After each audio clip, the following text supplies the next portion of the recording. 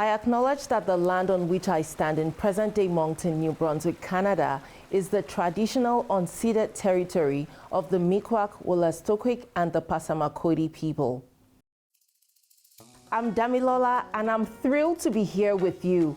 My journey began in Nigeria, a land of vibrant colors, bursting markets, a warm tropical climate, and a world of lush greenery and consistent sunshine, to a shockingly cold but breathtakingly beautiful landscape in Canada. Arriving here, I quickly realized that there was a significant gap in understanding the experiences of immigrants like myself. I encountered questions about why we chose Canada, what life was like back home, and often these questions stemmed from uncertainty and sometimes even fear. Many people's perceptions were shaped by extreme narratives portrayed in the media, which don't reflect the exact realities of our lives. This inspired me to bridge these cultural divides and amplify the voices of newcomers in Canada. It was this passion that led me to create The Journey Amplified on Rogerstv. Through this show, I share powerful stories of triumph and resilience, fostering a sense of unity and inclusivity within our community. This program honors and celebrates the remarkable contributions that Black Canadians have made to the growth and development of our country. It's also an opportunity to deepen the understanding of the history and the experiences of Black Canadians while acknowledging the challenges they have faced.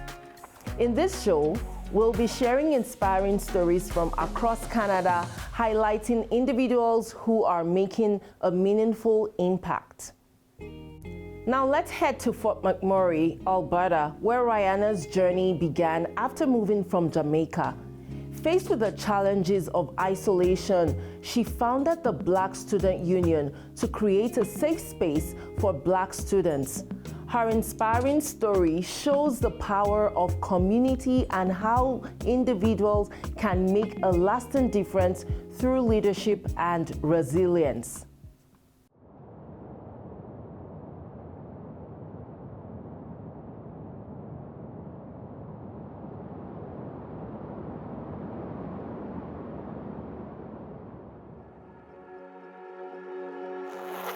When I came out the airport, it was snowing. I've never seen snow before. That was new to me. I was like, why is the ground white?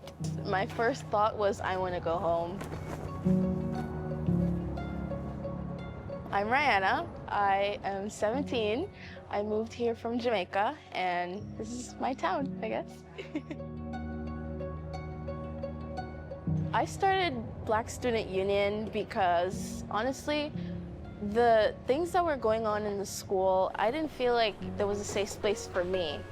Most people don't really talk about racial stuff they go through because they just put it aside and just let it slide and say, oh, it's okay. They're my friend, it doesn't matter, it doesn't mean anything. I was walking in the halls and someone was like, are you coming to GSA? And I was like, what if I had my own GSA, but for Black students or anyone who wanted to learn about the Black culture? So I just created it just for everyone to have a safe space and just feel welcomed. It was hard getting people to come at first because they're like, oh, it's just another stupid club. But I figured out a key. Food brings people in, and then once they realized what we're about, they stayed, and it just kind of grew from there. People would invite their friends, and it just became one big bubble. I honestly thought for the long run it would just be Black people, but it became more diverse, and as time went by, I fell in love with it more. I don't feel like it should be just for Black people now. I like that it's diverse. Sometimes they have questions and they're like, I don't know if I should ask, that might not sound right, or that might be offensive to someone. But when they show up to BSU, I feel so good because, hey, you're here, you're not Black, and you still want to be around. That's really good. I think the most rewarding part was when I'm walking around and people are like, can we have BSU today? Can it be tomorrow too? Like, can we have BSU every day? The fact that they're so excited makes me feel like I've done something so good. Even students not of color are asking me, hey, can I come to BSU tomorrow? Can I bring this many people? I'm like, sure. Like, if you're so excited, then why not? Don't be scared to start it. Just go for it, jump right ahead. Just make as many big steps as you can. If you get shut down, keep going. I was shut down and I continued, now here I am. So just chase your dream. If that's what you really want, then make sure you achieve it.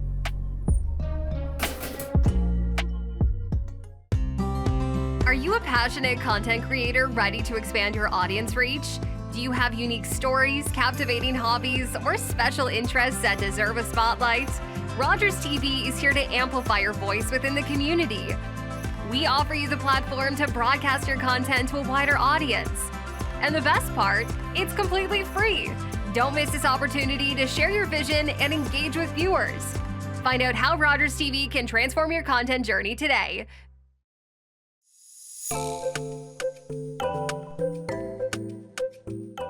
We're coming to you from Sault Ste. Marie, Ontario, where Tenny Araba's story shines brightly. After moving from Nigeria, Tenny saw the struggles immigrants face in adapting to a new culture, and in response, she started the Newcomers podcast. Her mission is simple yet powerful: to build a supportive community for newcomers and help them feel welcomed and heard.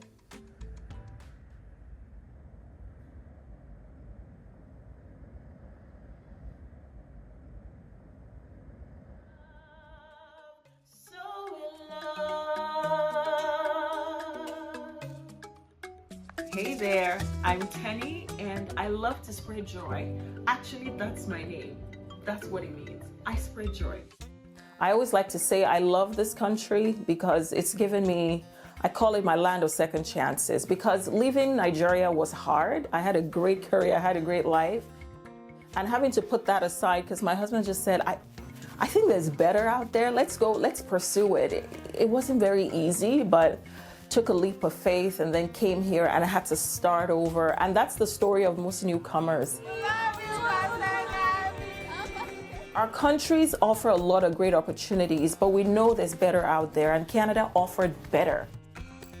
I have a special place in my heart for newcomers because I know what it means to leave everything you've ever known. I came to this country in my 30s. So, I mean, you're full adults, like you've lived life, and you have to start over. It teaches you humility. You know, you really have to start from the beginning. Can we take a moment to just give it up for newcomers? Like every content creator, you're trying to find your niche. You're trying to find, okay, what's unique about me? And then I got thrown with a life event in September of 23. I was diagnosed with breast cancer. That is the last thing a newcomer and an immigrant wants to hear. Like, you're here to make life better for your children, and then someone says, oh, you have cancer. Like, what? Hey there. Yes, I'm panting because I am preparing for the CIBC run, for the cure. Oh my God, exercising is not for the faint of heart. The Newcomer podcast actually started January of 24. Just want to let you know that I'm here for you. And my goal is to spread love, joy, and give you some hope today. And that was when I started my chemotherapy treatment. I needed something to get me off me. Let me know in the comments how you're pursuing your passion, because you are totally worth it. Remember, don't lose yourself. That was my motivation. I had been thinking about it and I thought, you know what? I'm going to start this podcast because I don't want to focus on this darkness that I'm going through. I need some light. I need a sense of purpose, and I started it. I'm enough. That is my favorite quote of all time. Tenny Araba, you are enough. You are enough. I've always believed that media has to have purpose behind it. As you immigrate to Canada, you need to surround yourself with good, helpful, humble people. I'm going to say that again. Good, helpful, humble people. Anything I can do to help a newcomer, I will. Be consistent, be persistent, and be patient. The right opportunity will come your way. There has to be a sense of purpose in there. So that's why I started the Newcomer podcast. It was therapy for me. I hope on this channel you find hope and inspiration. Hey, I'm here for you.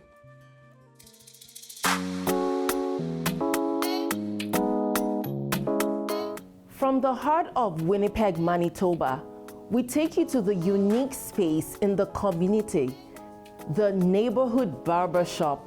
Here, Black community members gather to talk about everything from culture to challenges. Coming up, we'll meet the founder of the Barber Shop Talk series and explore the importance of having a safe, open space to discuss Black masculinity.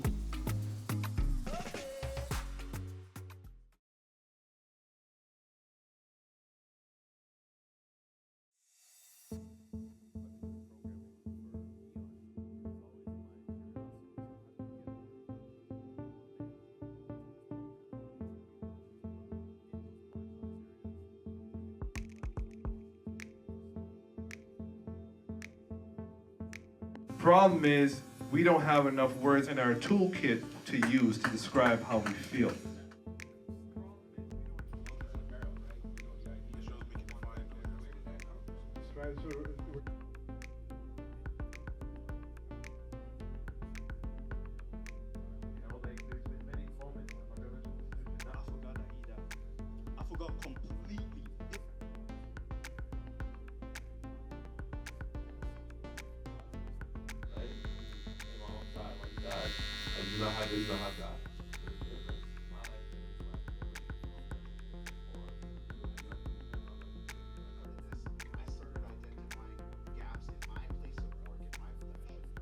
Mental health is from the community, and we need to build our community first.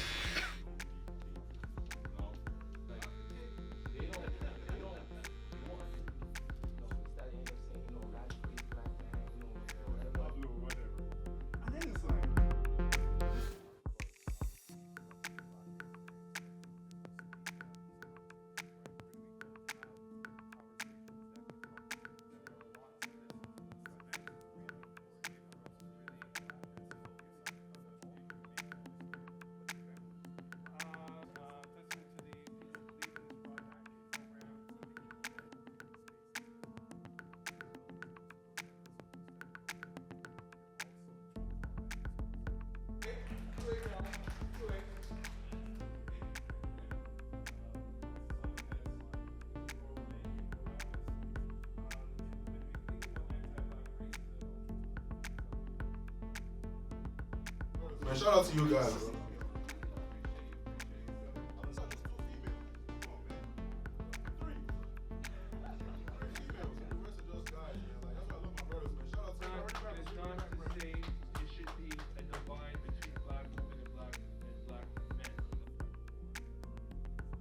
We don't see ourselves in that curriculum.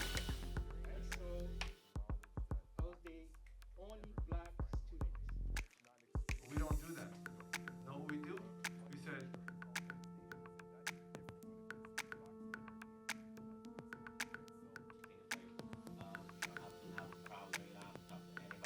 for him, that you give him the business. Money stays. What are you going to do after this session in your daily life? What are you going to do in your profession, you know, to end the stigma behind, you know, talking about mental health in the Black community?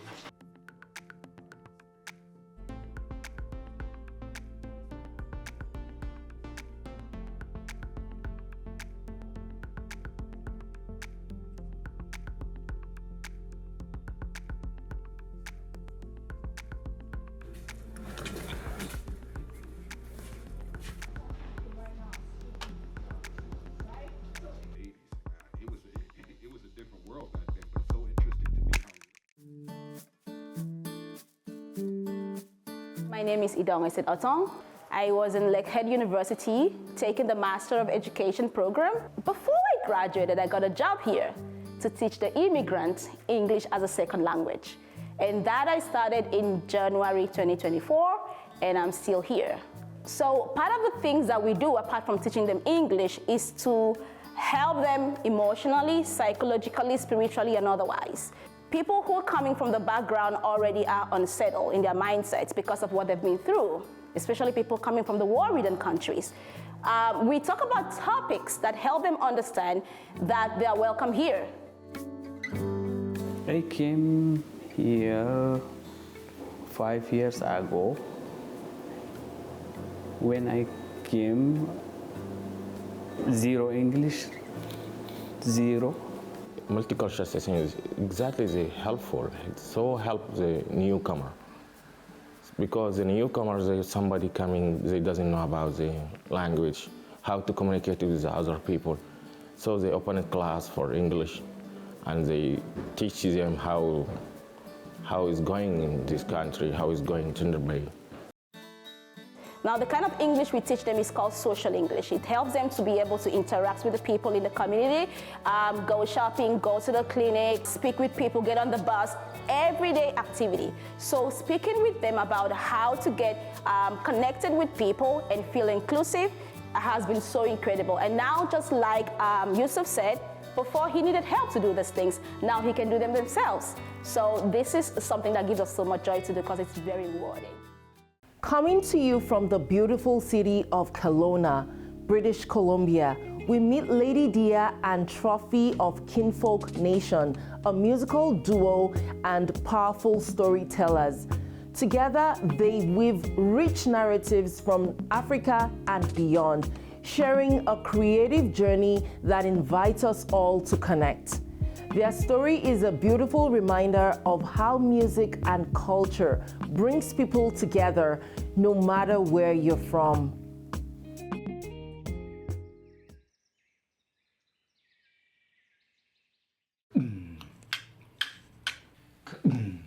You don't know the sacrifices I made. But even if I've made those sacrifices, it's been a beautiful journey. Kinfolk Nation, it started as a seed. She began to sing her original song, and for the first time I could hear a voice that puts images in my head, and I was just like, yo, we have to do something about this. Can't see me smile, they don't want me to shine. I sing, I tell stories through different mediums. It's a blend of multidisciplinary kind of things that we engage in. Through my lungs.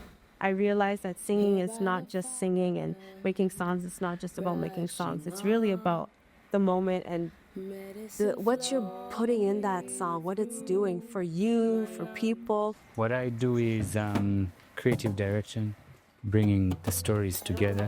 I love percussions, but I explore other instruments as well. How many times shall we? We met at UBCO, UBC Okanagan, and he was giving a talk. And I liked what the speech was saying, actually, and that was the first time I was like, your mind is something. This is my husband, and we actually have a young, beautiful child. Grateful to share this life. It's a life journey sometimes. It's dope to walk this life journey with you. And that's kind of what Ubuntu is, I am because you are. So that's our relationship. How many times shall we pray? I came from Uganda as an international student to study at UBCO, and I met her. She's from I'm from Zambia. We're working on a project called Birth of a New Jazz, because we learn to leave it up to everyone to describe what the music is. And that's what the project is exploring the sounds of our times. This new single is called Air. Medicine flowing through my lungs. The song came from an organic moment, and that organic moment was captured somehow, and it can be shared. I think working together as a couple is amazing because it allows us to have to deal with our conflicts faster and not avoid it. Everything is a vibe. Even with working, it's like not really work, it's fun.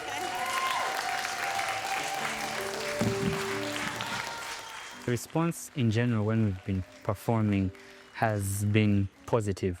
It's been welcome. Yeah, otherwise we wouldn't continue. Yeah, we wouldn't continue. We want to play more and having multiple art spaces around the world that connect people. We're building a nation, people. And it's built on love. The nation's built on love. Be free. Free.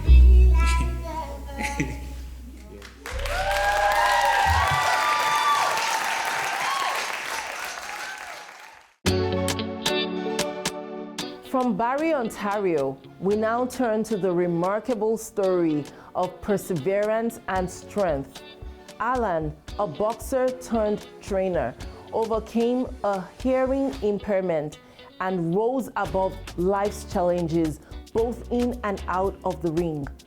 Now, he's teaching others that true strength isn't just about fighting, it's about developing the mental toughness to conquer whatever life throws your way.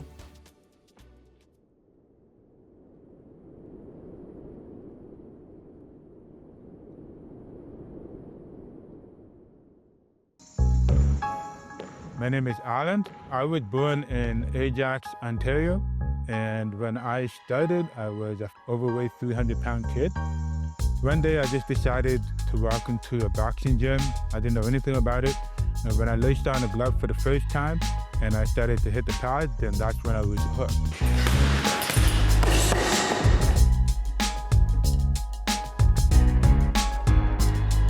So I've been boxing for a while in Ajax. Eventually, after doing a bit of self-training, I moved to Barrie and I started training at Legacy Muay Thai. From there, I had a couple of competitions. The coaches recognized my talent and they wanted me to be their head boxing coach at Legacy. I was born hard of hearing. I have no hearing in my left ear pretty much, or I'd say about 10% hearing. And in my right ear, probably 75%. It was a struggle for me in the beginning, but I'm actually pretty blessed because it taught me a lot about myself and it taught me a lot about seeing the positive side of things. I don't let that limitation hold me back from doing the things that I want to. Once you can have the right mindset, then it can actually help you. Any impairment can actually make you stronger. You start to be grateful for what you have. When I stepped into a boxing gym and I started boxing, my parents were freaking out. The doctor said if you get hit in the head, then you can lose all the rest of your hearing. My father was very concerned for me. But then after a while, he understood that this was my passion. This is something that I wanted to do. For me, all the lessons that I've learned being in a boxing gym, it helped me grow in many different areas in life. There's the mental side of martial arts where you're gonna have to have fortitude in order to get through the difficult times. If you don't, then you can break down, you can capitulate. A lot of people have the wrong idea that they think boxing is going to make them more aggressive. It teaches kids to adults to handle their emotions by giving them an outlet to be able to release all of their tension, all the anger issues that they have. I had many clients. They're dealing with divorces, separation, they're probably getting bullied in the school. They're going through rough times in life. And when they step into a martial arts gym, they can be able to completely zone out and focus. They're able to get everything that is within out. So it's a healthy way of doing it. It's like Bruce Lee said, that martial arts is a form of expression in the body. So you're going to have to learn to strip away all the arrogance that you may have and to be humble because you're learning something that you are not really good at. As you go through the pain and the struggle, you learn to build resilience. It teaches you to continue to persist even though you are not progressing initially. With that resilience and that consistency over a long period of time, it allows you then to gain you more confidence because you have small little wins every day by showing up to the gym and developing yourself. I picked up boxing and changed my life. And I know the benefit that it can do for me, and I want to share that benefit with other people.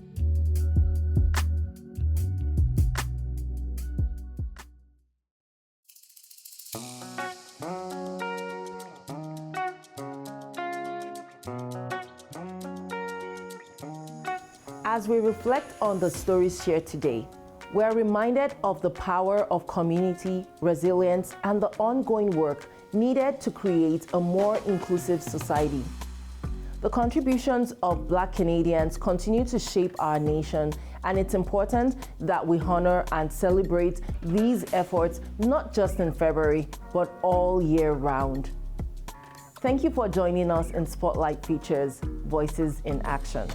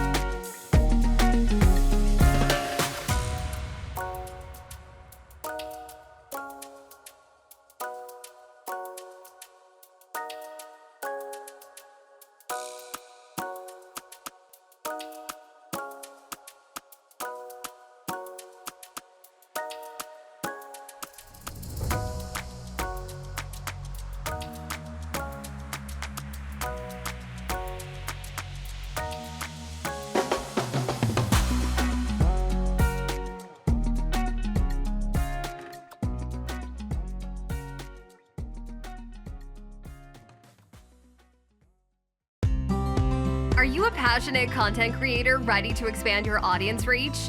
Do you have unique stories, captivating hobbies, or special interests that deserve a spotlight? Rogerstv is here to amplify your voice within the community. We offer you the platform to broadcast your content to a wider audience. And the best part, it's completely free.